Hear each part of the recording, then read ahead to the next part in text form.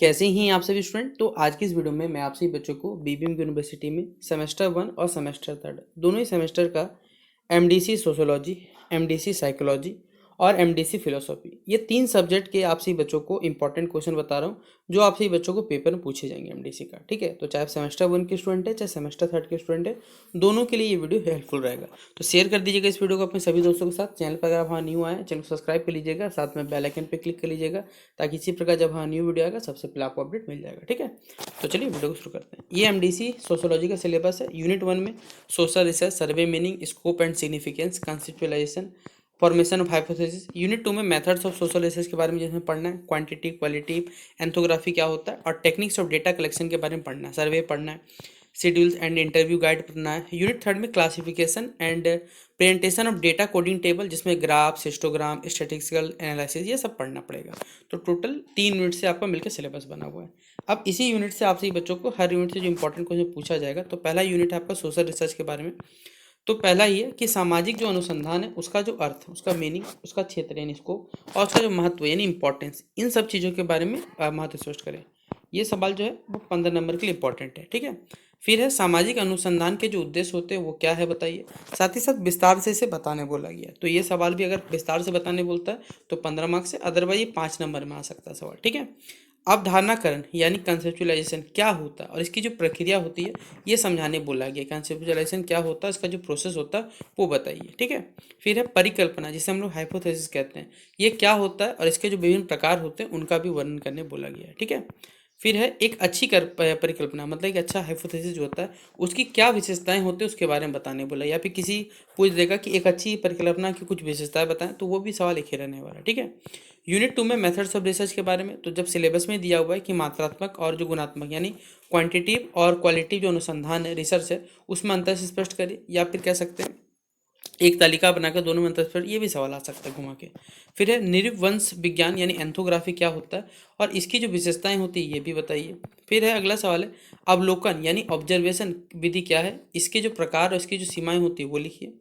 फिर case study, जिसके बारे में कोई चीज़ पढ़ रहे हैं तो उसे केस स्टडी कहते हैं, ये क्या होता है और इसके जो लाभ और हानि ये सभी बताना है। ठीक है, फिर है सामग्री विश्लेषण, मतलब कंटेंट एनालिसिस जो होता है वो क्या होता है और इसका जो उपयोग हम लोग कहाँ करते हैं ये बताना है। तो ये था यूनिट 2 के सवाल।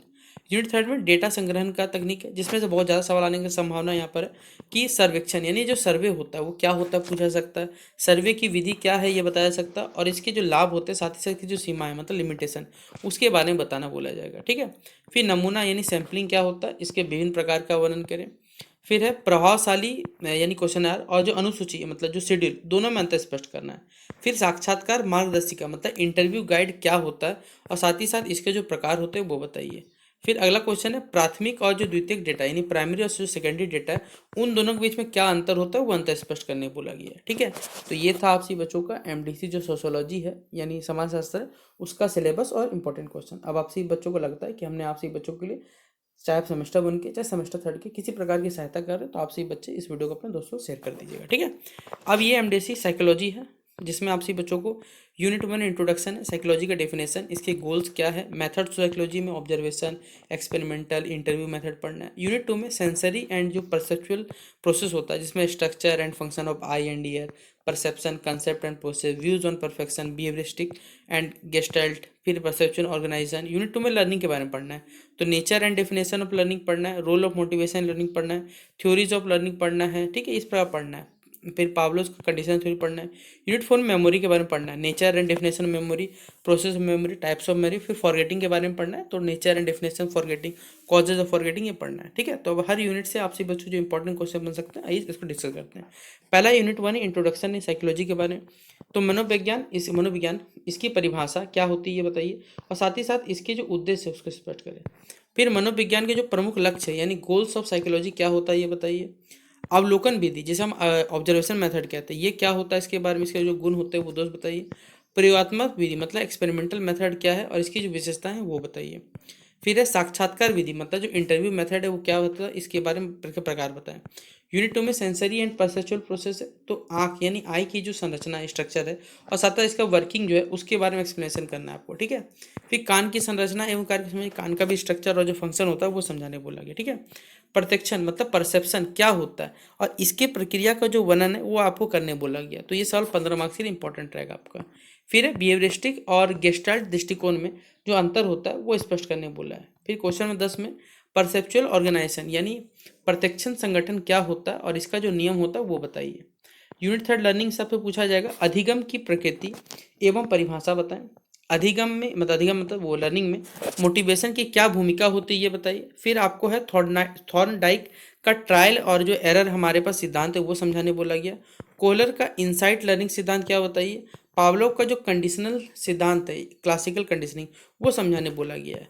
फिर यूनिट 4 में मेमोरी एंड फॉरगेटिंग के बारे में जिसमें सवाल आएगा आपको एमसीक्यू में भी आएगा 5 सवाल, और यहाँ पर पूछा जाएगा स्मृति यानी मेमोरी क्या होता है और इसकी जो प्रक्रिया होती है जिनमें इनकोडिंग करना, स्टोरेज करना, मैसेज रिट्रीव करना, ये सभी चीज़ें इसमें शामिल होता है, इसके बारे में बताने बोला गया है। स्मृति के जो भिन्न प्रकार होते हैं जिनमें टाइप्स ऑफ मेमोरी से कहते हैं उसके बारे में बताइए। विस्मरण यानी जो फॉरगेटिंग होता है वो क्या होता है और उसके क्या कारण होते हैं ये बताइए आप सभी बच्चे, ठीक है। तो ये था आप सभी बच्चों का एमडीसी साइकोलॉजी, चाहे सेमेस्टर 1 के चाहे सेमेस्टर 3 के, इसके भी इंपॉर्टेंट क्वेश्चन हमने आप सभी बच्चों को करवा दिए। अब आप सभी बच्चे आराम से इन सारे क्वेश्चंस के प्रैक्टिस कर लीजिए। आप सभी बच्चों को एमडीसी बाकी हमारे चैनल के प्लेलिस्ट पे और भी वीडियोस अवेलेबल, अगर आप उनको देखना चाहें वो भी देख सकते हैं, जिससे आप सभी बच्चों का पेपर जो रहेगा और भी बेहतरीन जाएगा, ठीक है। तो जिन भी बच्चों को एमडी साइकोलॉजी है वो इस वीडियो को अपने दोस्तों को शेयर कर दीजिएगा, ठीक है। अब चलिए आते हैं एमडीसी फिलोसॉफी पे। ये है आपका एमडीसी फिलोसॉफी का सिलेबस, ठीक है। यूनिट 1 में 4 वेदास के बारे में पढ़ना है। यूनिट 2 में प्लेटो का सिद्धांत है, अरिस्टोटल, डेस्क्रिप्स के बारे में, लॉकी के बारे में, बर्केली के बारे में, ह्यूम के बारे में पढ़ना है।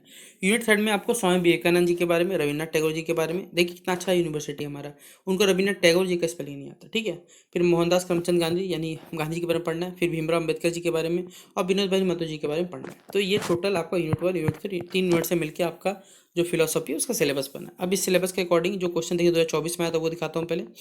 काइंड्स ऑफ वेदास, वेदा कितने प्रकार होते हैं। फिर एरिस्टोटल अरस्तु के अनुसार जो ईश्वर है, संसार का क्या होता है यह बताना है।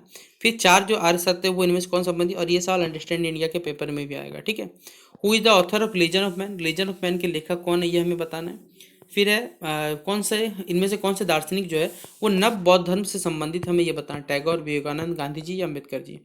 फिर इनमें से देखिए 3 टॉपिक दिया हो, संदेहवाद, अनात्म का सिद्धांत या चित्तवृत्ति, इनमें से कोई एक टॉपिक पे लिखना, 5 नंबर मिलेगा, ठीक है। फिर अगला ग्रुप बी का सवाल जो था हमारा, अच्छा एक सवाल यहाँ भी है, एक किसी भी नोट्स लिखना है, मेथड ऑफ डाउट या फिर नॉन वायलेंस या study and struggle of Vinod भाई महतो जी, ठीक है। ग्रुप बी में देखिए एक्सप्लेन द फिलोसॉफी ऑफ उपनिषद, उपनिषद के जो दर्शन है उसकी व्याख्या आपको करनी बोली गई है। फिर क्रिटिकली एग्जामिन करना है प्लेटो का थ्योरी ऑफ आइडियाज़ को, प्लेटो के प्रत्येक सिद्धांत की जो संरचनात्मक व्याख्या करनी है। फिर डिस्कस करना है Vivekananda conception of universal religion, Vivekananda के सार्वभौम धर्म संबंधी जो अवधारणा है उसकी विवेचना करें। Explain the concept of social justice of Ambedkar, Ambedkar ji के सामाजिक न्याय की अवधारणा क्या है। Explain the concept of jiva of Jainism, ये बताना आपको, ठीक है। फिर है एक्सप्लेन द 8 फोल्ड पाथ यानी योग दर्शन के जो अष्टांग योग होते हैं उनकी विवेचना आपको करना है, ठीक है। तो ये 2024 वाला क्वेश्चन पेपर था आपका। एक आप ये क्वेश्चन पेपर देख लीजिए, ये भी एमडीसी फिलोसॉफी का है, ठीक है। निम्न ancient philosopher who wrote the book Republic. फिर Mahatma Gandhi has said Gita as, Mahatma की गीता को क्या क्या, मदर, फादर, बाइबल या कुरान। फाउंडर ऑफ बुद्धिज्म, बौद्ध धर्म के प्रवर्तक कौन है ये बताना है। सोल ऑफ जैन धर्म में जो आत्मा को क्या कहा जाता है बताना, जीव, अजीव, पुरुष या ब्रह्म कहा जाता है। फिर है योग के मार्ग को क्या कहते हैं, 8 fold path, 8 fold practice, 8 fold action या 8 फोल्ड आइडिया। फिर है distinguish between primary and secondary qualities according to Locke, Locke के अनुसार मूल गुण और उपगुण में भेद बताएं। फिर डिस्कस करना है Gandhi concept of truth, Gandhi ji के सत्य की जो अवधारणा उसकी विवेचना करनी है, ठीक है। फिर है एक्सप्लेन निष्कामा कर्म अकॉर्डिंग टू गीता, गीता के अनुसार निष्काम कर्म की व्याख्या करें। फिर एक्सप्लेन जैन कंसेप्शन ऑफ जीव, जैन के जीव संबंधी विचार की व्याख्या करें।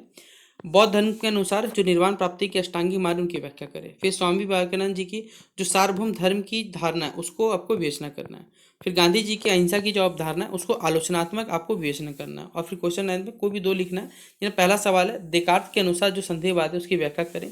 फिर सत्ता अनुभव मूलक है से आप क्या समझते हैं, या फिर आपको विनोद भाई महतो जी के बारे में संक्षिप्त टिप्पणी लिखना है, ये बताना है। तो ये था आपसी बच्चों का एमडीसी फिलोसॉफी का भी इंपॉर्टेंट क्वेश्चन, चाहे सेमेस्टर 1 के लिए चाहे सेमेस्टर 3 में। तो आपसे बच्चों को हमने जितने भी सवाल हो सकते थे एमडीसी पेपर में सेमेस्टर 1 और सेमेस्टर 3 दोनों ही करवा दिया। अब आपसे बच्चे आराम से अपने आगे की पेपर तैयारी करें, इसको पेपर दीजिए, उसके बाद जो भी पेपर रहेंगे वो भी सारे आपको हमारे चैनल पे वीडियोस अवेलेबल हो जाएंगे। तो शेयर कर दीजिएगा वीडियो को आप सही बच्चे। मिलते हैं नेक्स्ट वीडियो पे, तब तक के लिए जय हिंद जय भारत।